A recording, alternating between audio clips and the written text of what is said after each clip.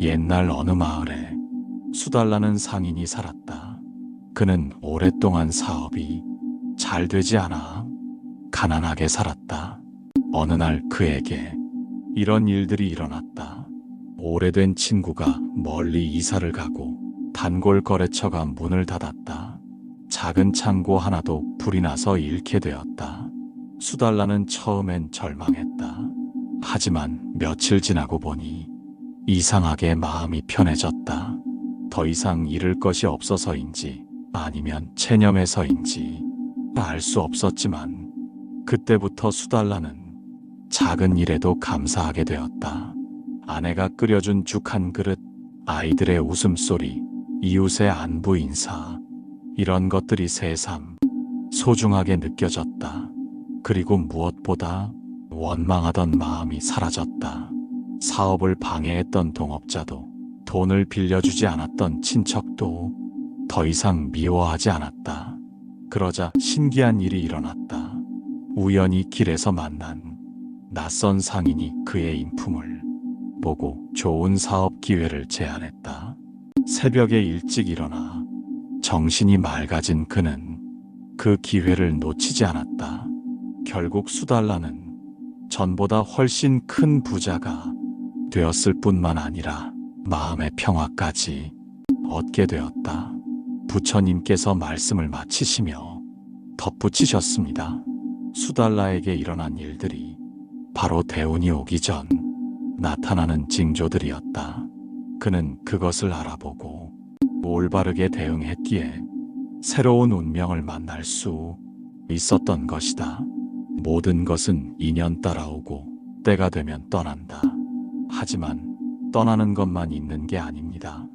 인생의 대운도 어느 날 문을 두드립니다.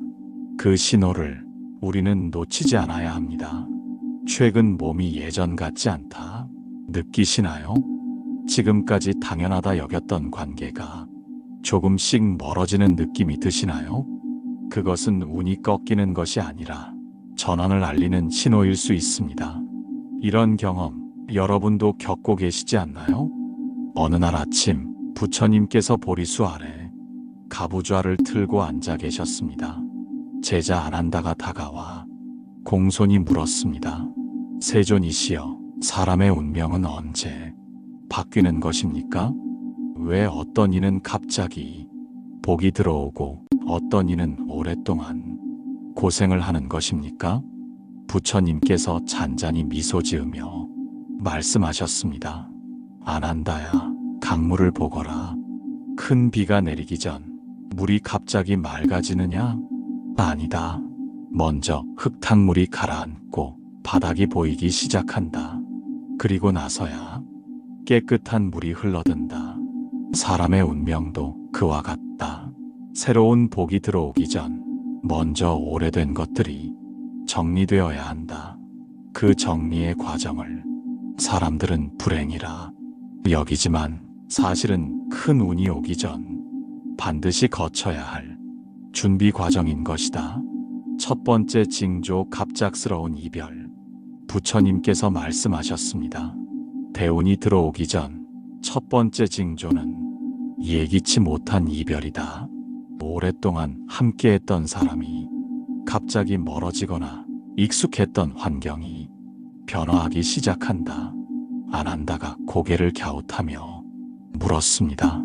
세존이시여, 그것이 어찌 좋은 징조라 할 수 있습니까? 아난다야, 빈 그릇에만 새로운 음식을 담을 수 있다. 사람도 마찬가지다. 낡은 인연이 정리되어야 새로운 인연이 들어올 자리가 생긴다. 그 이별의 아픔 속에서 우리는 진정으로 소중한 것이 무엇인지 깨닫게 된다. 실제로 많은 사람들이 이런 경험을 합니다. 갑자기 오래된 친구와 연락이 끊어지거나 직장이 바뀌거나 살던 곳을 떠나게 되죠. 그 순간엔 막막하고 불안하지만 나중에 돌아보면 그것이 더 좋은 만남이 시작이었던 경우가 많습니다. 모든 만남은 이별을 위한 것이고 모든 이별은 새로운 만남을 위한 것이다. 이것이 부처님의 가르침입니다. 두 번째 징조 주변이 조용해진다. 부처님께서 두 번째 징조에 대해 말씀하셨습니다. 대운이 오기 전 두 번째 징조는 주변이 조용해지는 것이다. 시끄럽던 일들이 하나둘 정리되고 복잡했던 관계들이 단순해진다. 이때 한 제자가 물었습니다. 부처님, 그런 고요함이 외로움으로 느껴질 때도 있습니다. 이것도 좋은 징조라 할 수 있습니까? 부처님께서 나무를 가리키며 말씀하셨습니다. 저 나무를 보거라. 잎이 무성한 여름에는 많은 새들이 깃들지만 나무는 자신의 뿌리를 살펴볼 겨를이 없다. 하지만 겨울이 되어 잎이 떨어지고 조용해지면 나무는 비로소 자신의 뿌리를 단단히 내릴 수 있다. 사람도 마찬가지다. 주변이 조용해질 때 비로소 자신의 내면을 들여다볼 수 있다. 그 고요함 속에서 진정한 자신을 발견하고 앞으로 나아갈 방향을 찾게 되는 것이다. 현대를 살아가는 우리에게도 이런 순간이 옵니다. 갑자기 연락 오는 사람이 줄어들거나 바쁘던 일정이 한가해지거나 소음 같던 고민들이 사라지는 때가 있죠. 그때 우리는 외로움을 느끼기도 하지만 실제로는 내면의 목소리를 들을 수 있는 귀중한 시간인 것입니다. 그 마음이 고요하면 복이 깃들고 그 마음이 혼탁하면 업이 따라온다. 세 번째 징조 예기치 않은 손실 후의 평온. 부처님께서 세 번째 징조를 설명해 주셨습니다. 대운이 들어오기 전 세 번째 징조는 예기치 않은 손실이 있은 후 마음이 오히려 평온해지는 것이다. 젊은 제자 한 명이 의아해하며 물었습니다. 세존이시여, 손실이 어떻게 좋은 징조가 될 수 있습니까? 부처님께서 연꽃을 가리키며 말씀하셨습니다. 연꽃을 보거라. 진흙탕에서 피어나지만 아름답고 향기롭다. 진흙이 없다면 연꽃도 없다. 사람의 삶도 그와 같다. 손실이라는 진흙을 거쳐야 진정한 성장이라는 연꽃을 피울 수 있다. 또한 우리가 잃는 것은 대부분 집착했던 것들이다. 그 집착이 사라지면 마음이 가벼워지고 새로운 것을 받아들일 준비가 된다. 실제로 많은 사람들이 큰 손실을 겪고 나서 오히려 마음이 편해지는 경험을 합니다. 오랫동안 매달렸던 일이 끝나거나 아꼈던 것을 잃었을 때 처음엔 아프지만 시간이 지나고 보면 그 일로 인해 더 중요한 것을 발견하게 되죠. 건강, 가족, 평범한 일상의 소중함을 깨닫게 되거나 새로운 가능성을 발견하게 되는 것입니다. 집착하면 고통이 따르고 내려놓으면 자유가 따른다. 이것이 부처님의 가르침입니다. 네 번째 징조 새벽에 자주 깬다. 부처님께서 네 번째 징조에 대해 말씀하셨습니다. 대운이 들어오기 전 네 번째 징조는 새벽에 자주 깨는 것이다. 몸이 아파서가 아니라 마음이 뭔가를 준비하고 있기 때문이다. 제자들이 신기해하며 물었습니다. 부처님, 새벽에 깨는 것이 왜 좋은 징조입니까? 부처님께서 동쪽 하늘을 바라보며 말씀하셨습니다. 새벽은 하루 중 가장 순수한 시간이다. 어둠과 빛이 만나는 경계의 순간, 그 고요함 속에서 우리의 영혼은 우주와 소통한다. 사람이 변화할 준비가 되면 자연스럽게 새벽에 눈을 뜨게 된다. 그것은 몸이 아니라 영혼이 깨어나는 신호이다. 현대의학으로도 새벽 3-5에 깨는 것은 몸의 생체 리듬이 변화할 때 나타나는 현상이라고 합니다. 스트레스가 줄어들거나 내적 변화가 일어날 때 호르몬 분비가 바뀌어 자연스럽게 일찍 깨게 되는 것이죠. 그 시간에 깬다면 억지로 다시 자려 하지 말고 잠시 명상을 하거나 자신의 마음을 돌아보는 시간으로 활용해 보세요. 새벽의 고요함 속에서 진리가 속삭인다. 5번째 징조, 욕심이 줄어든다. 부처님께서 5번째 징조를 설명해 주셨습니다. 대운이 들어오기 전 5번째 징조는 예전만큼 욕심이 나지 않는 것이다. 무언가를 간절히 원했던 마음이 차분해지고 있는 그대로에 만족하게 된다. 한 제자가 걱정스레 물었습니다. 세존이시여, 욕심이 없으면 발전도 없는 것 아닙니까? 부처님께서 물이 담긴 그릇을 들어보이며 말씀하셨습니다. 이 물을 보거라. 흔들면 파도가 일지만 그 바닥은 보이지 않는다. 하지만 고요하면 바닥이 훤히 보인다. 욕심도 마찬가지다. 욕심이 많을 때는 진정 원하는 것이 무엇인지 알 수 없다. 하지만 욕심이 가라앉으면 진정한 목표가 명확해진다. 실제로 대운이 들어오기 전 많은 사람들이 이런 변화를 경험합니다. 예전에는 남들과 비교하며 더 많이, 더 빨리 가지려 했던 것들이 그리 중요하지 않게 느껴지죠. 대신 건강한 관계, 내적 평화, 의미 있는 일 같은 것들이 더 소중하게 여겨집니다. 이것은 포기가 아니라 진정한 성숙입니다. 욕심을 버리는 것이 아니라 욕심을 정화하는 것이다. 6번째 징조, 정리하고 싶어진다. 부처님께서 6번째 징조에 대해 말씀하셨습니다. 대운이 들어오기 전 6번째 징조는 이유 없이 정리가 하고 싶어지는 것이다. 집안의 물건부터 인간관계까지 모든 것을 깔끔하게 정돈하고 싶어진다. 제자들이 고개를 끄덕이며 들었습니다. 부처님께서 계속 말씀하셨습니다. 정리는 단순히 물건을 치우는 것이 아니다. 마음속 깊이 쌓인 불필요한 생각들, 상처받은 기억들, 원망과 후회들을 정리하는 것이다. 새 옷을 입으려면 헌 옷을 벗어야 하듯 새로운 복을 받으려면 오래된 습관과 생각들을 정리해야 한다. 이런 경험 있으시죠? 갑자기 집 정리가 하고 싶어지거나 오래된 사진들을 정리하게 되거나 연락처를 정리하게 되는 때가 있습니다.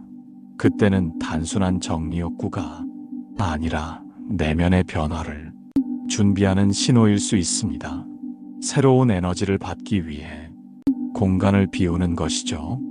특히 감정적으로 부담스러웠던 물건들을 정리하고 나면 마음도 한결 가벼워지는 경험을 하게 됩니다. 비움이 곧 채움의 시작이다. 7번째 징조, 마음이 차분해진다. 부처님께서 7번째 징조를 설명해 주셨습니다. 대운이 들어오기 전 7번째 징조는 마음이 과거보다 차분해지는 것이다. 예전 같으면 화를 낼 일에도 담담해지고 작은 일에 흔들리지 않게 된다. 한 제자가 물었습니다. 부처님, 그것이 무감각해지는 것과는 어떻게 다릅니까? 부처님께서 호수를 가리키며 말씀하셨습니다. 저 호수를 보거라. 바람이 불어도 깊은 곳은 고요하다. 무감각한 것은 얼어붙은 것과 같고 차분함은 깊어진 것과 같다. 마음이 깊어지면 표면의 파동에 흔들리지 않는다. 그렇다고 해서 느끼지 못하는 것이 아니라 더 깊이, 더 명확히 느끼게 된다. 실제로 대운이 오기 전 많은 사람들이 정서적 안정감을 경험합니다. 예전에는 쉽게 화나고 스트레스를 받던 일들이 그냥 지나가는 일로 여겨지게 되죠. 이것은 체념이 아니라 지혜입니다. 진정 중요한 것과 그렇지 않은 것을 구분할 수 있는 능력이 생긴 것입니다. 화를 내지 않는다고 해서 문제를 방치하는 것이 아니라 더 효과적인 방법으로 해결하려고 하게 됩니다. 평정심이야말로 최고의 힘이다. 8번째 징조, 작은 일에 감사하게 된다. 부처님께서 8번째 징조에 대해 말씀하셨습니다.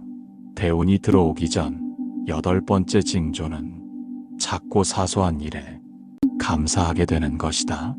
꽃 한 송이, 따뜻한 차 한 잔, 사랑하는 사람의 안부, 이런 것들에서 깊은 기쁨을 느끼게 된다. 아난다가 물었습니다. 세존이시여, 그것이 어찌 큰 운이 오는 징조라 할 수 있습니까? 부처님께서 미소 지으며 말씀하셨습니다. 아난다야, 감사는 복의 자석이다. 작은 것에 감사할 줄 아는 사람에게 하늘은 더 큰 것을 내린다.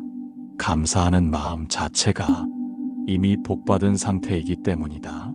또한 작은 것의 소중함을 아는 사람만이 큰 것이 왔을 때도 그 가치를 제대로 알아볼 수 있다. 현대 심리학에서도 감사하는 마음이 행복과 성공에 직접적인 영향을 준다고 연구 결과가 나와 있습니다. 감사 일기를 쓰는 사람들이 그렇지 않은 사람들보다 더 긍정적이고 기회를 잘 포착한다고 합니다. 평범한 일상에서 감사할 거리를 찾는 것은 단순한 마음가짐의 문제가 아니라 실제로 더 많은 좋은 일들을 끌어당기는 강력한 힘인 것입니다. 아침에 눈을 뜨는 것, 맑은 공기를 마시는 것, 가족이 건강한 것, 이런 당연한 일들에 새삼 감사하게 되는 순간, 그것은 이미 복이 시작된 징조입니다.